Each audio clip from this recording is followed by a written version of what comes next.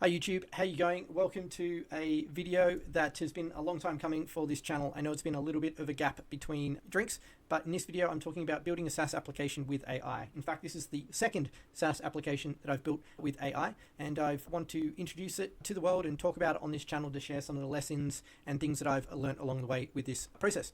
So what have I been building? Well, for the past 30 days, well, actually it's 60 days from start to finish pretty much, because I started on the 26th of March, and I finished the initial MVP in terms of all of the code on the 26th of April, but then it's taken me a couple more weeks to create the public facing website and get some other things in order for our launch. I then also did have to go away for work for around a week there, so lost a little bit of time.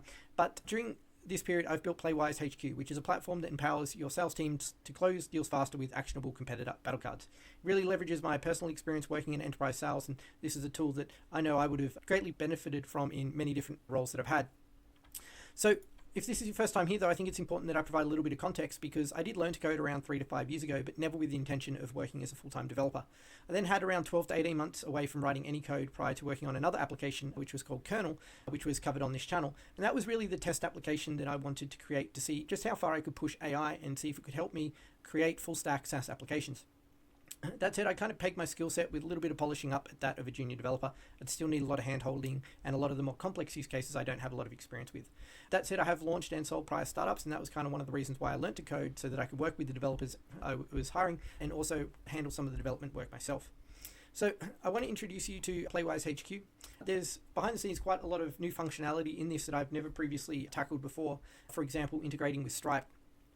I covered that in Kernel, but I covered it here in a much more robust and complex way, because it's just not a per user pricing model. There's kind of a base level and then additional add-ons per user.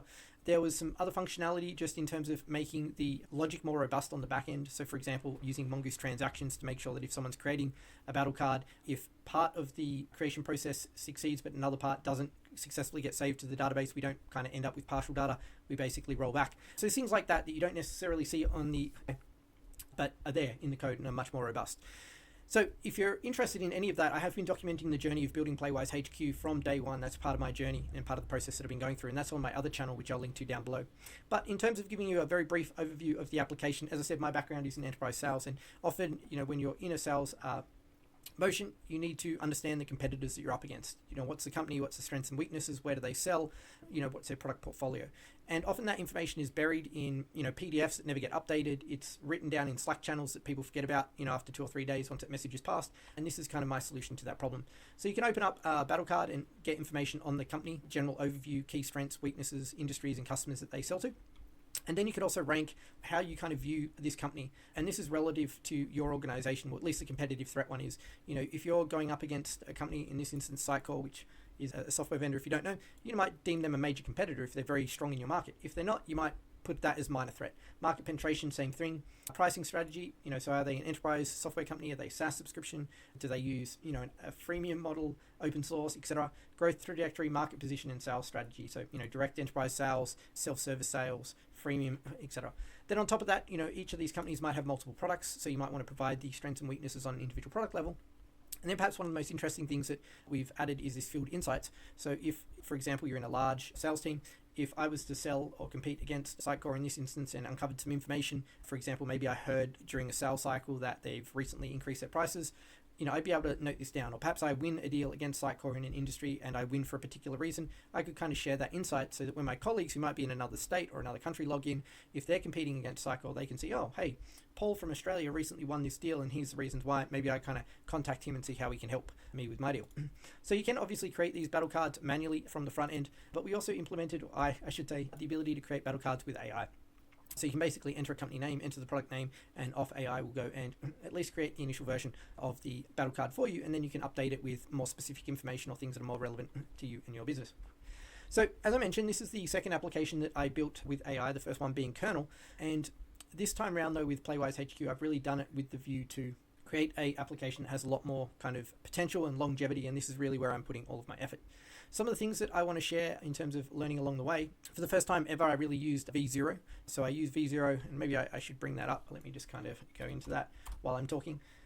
I use V0 to really accelerate the front end design aspect. So in the past, when I've had other SaaS applications, I had to use a offshore designer, and to be honest, I paid that designer $1,000, $2,000, $3,000, depending on how complex each of the applications I was building were. And, if something wasn't quite right in that application, I had to go and spend more money and then get them to tweak it. But with V0, it's fantastic. Obviously, you can talk back and forward. And I think this is actually one of the older versions. Maybe it is. No, it's not. And, very quickly say, hey, look, that doesn't look quite right. I want to be able to add this functionality. So in this instance, for example, I think some functionality that would be cool to add is a button to then open a Slack conversation with your colleagues so you can talk to them about the deal they recently won or lost. We're also introducing later on this win-loss analysis, so you'll be able to capture intel on deals that you've won or lost more directly. And again, you might want to launch that to discuss a deal on Slack. So having a tool such as V0 has really allowed me to quickly iterate on the idea. And one of the downsides though of V0, at least in my opinion, or from my experience I should say, is that behind the scenes it is using Next.js, because V0 is by Vercel, and Vercel provide a managed hosting service for Next.js applications. But in my instance, I wasn't using Next.js, I had my own standalone backend, and I wanted just to create the front end using Vite as the build tooling, and then React TypeScript on the front end. So I kind of had to, basically design it in V0, I exported the code, and then I used AI to refactor the code to use the tooling that I wanted to. So for example, TanStack Router and TanStack Query as well for the routing and then querying of the data, for example, to get the battle cards, to save a battle card. But purely from a perspective of being able to iterate on the idea and get a visual understanding of what it could do, I very much enjoyed working with V0. And I did test some of the other tools like Lovable and Bolt.new, but I did find V0 at least the best from the design point of view in terms of matching what I needed. So that's kind of on the design side of things. And then on the development side of things, I am still very much a big fan of Claude. The frustrating thing with Claude obviously is the message limits, but the most beneficial thing is the ability to create projects. So for example, if I just open this, which I've been working on today, some more advanced functionality on integrating with CRM solutions, you can just upload a whole heap of different files and give it a huge amount of context in terms of your project and everything like that. With ChatGPT, you're much more limited to the number of files you can upload, and that's really frustrating. At least for me. I know the next thing people are going to say is, well, why aren't you using a tool like Cursor or something like that, where you can just kind of have all of your files there and tag the files that it needs to be aware of each time, and then have the code automatically populated into your IDE. That I just haven't found that to be a very effective way of writing complex code. So what I mean by that is, at least when Claude tells me what it's doing, I can read it, I can understand it, I can kind of browse through it both from a coding perspective but also a business logic perspective. And there's been a number of different occasions where maybe the code was actually correct but the business logic itself was flawed. So if I scroll back to the top, and I've really, although it takes a little bit more time and it's cut and paste, I very much prefer this. And then again, one of the other challenges is that you do burn through messages quite quickly. So I actually turn off artifacts, so it kind of returns the code inline here instead of a separate standalone file, so that can save some messages, is my understanding. The other thing as part of this process, if I just go over here and open up another tab, is what I've been doing the entire time is basically documenting and saving all of the prompts as I go, and then that way I can refine and iterate on them if I ever have to come back and create similar functionality. I learn every time I learn a little bit more about what AI misinterprets or doesn't understand. And one of probably the biggest takeaways, and admittedly this is a little bit of a long prompt, is to have this pre-prompt checklist. And basically it's making sure that AI, in my case Claude, understands what I'm asking it to do, and then it responds to each of these questions. And you can kind of use this as a sense check. As part of this process, I've been creating what are called architectural decision records. Admittedly, I've forgotten to do this for the last 2 or 3 things that I've been creating. But for example, if we bring up this one, I can then go back and I can see, hey, this was the initial server configuration, and this is what AI understood of the project at that point in time, the challenges it encountered, the solution it was going to implement, future considerations.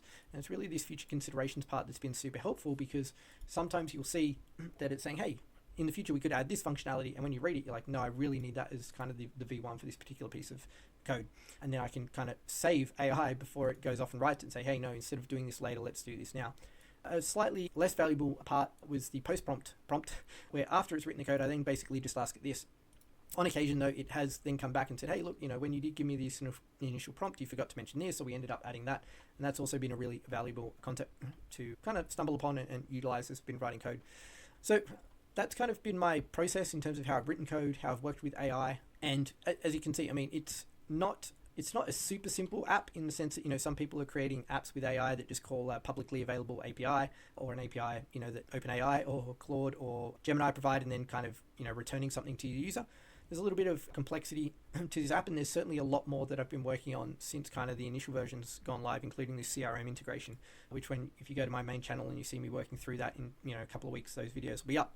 There's a lot of complexity there, and AI has been handling it. So This is kind of, I guess, some level of encouragement that with the right amount of time and the right consideration to the business logic, AI can handle quite complex tasks. But I think one of the lessons for anyone who's brand new to this is that you are going to be well served if you do spend a little bit of time learning how to code. You don't need to become an expert. As I said, I'm certainly not. But if you do a 15 or a 20-hour course on Udemy or something like that and just understand the fundamentals, it'll help you identify where AI might be going wrong. It'll help you prompt AI with a lot more clarity. And then that way, the output that you get from AI is going to be much closer to what you want.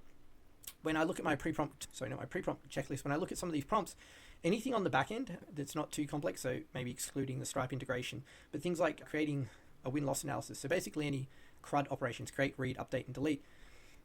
In essence, AI gets it in one shot. So this is an overview of that particular prompt. Most of this is cut and paste down to this level. No, actually down to here, and then from specific functional requirements is what I write each time for the piece of code. But this is more one of the more wordy ones, but often this is also aided with AI creating it.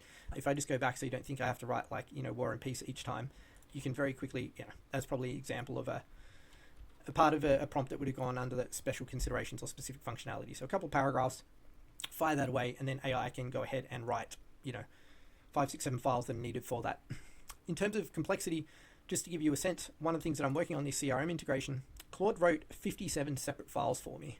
And it didn't get it right 100% the first time, but within about an hour or two of working on that code, including cutting and pasting, it had got the core integration working. It still needs refinement, still more work to do. But if I contrast that to manually writing 57 files, and each of those files, some of them had hundreds of lines of code, there's no way I'd do that in 2 hours.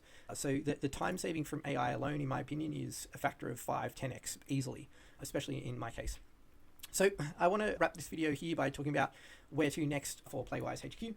So I have to obviously shift some level of effort towards marketing of the functionality, and this is our website, my website. So a lot more going into this in terms of creating blog content, creating videos, creating assets and that kind of thing that can be useful. So for example, I wrote a page today about being a Compite alternative, which is one of our competitors. And just to show you that this was only recently kind of launched, I've got my first blog post that I published the other day on why I built Playwise, and also did a press release as well talking about the launch of Playwise HQ. So there you go, 19th of May was the official launch date. As I said, the code for the application itself was finished around the 26th of April from memory. So I need to balance that obviously with continuing development, and part of that is this more robust CRM integration. Part of it is adding some of the other functionality that you would have seen here, and also this chat assistant so you can talk with AI back and forward with your battle cards. So, like what are our main competitors in the financial services industry? So this is all coming very soon, and I'm going to continue to use AI with this. But look, comment down below. Let me know if you've thought about using AI or are using AI to build software. I'd love to connect, love to hear your thoughts, and appreciate everyone who's followed the journey, and I'll catch you in the next one.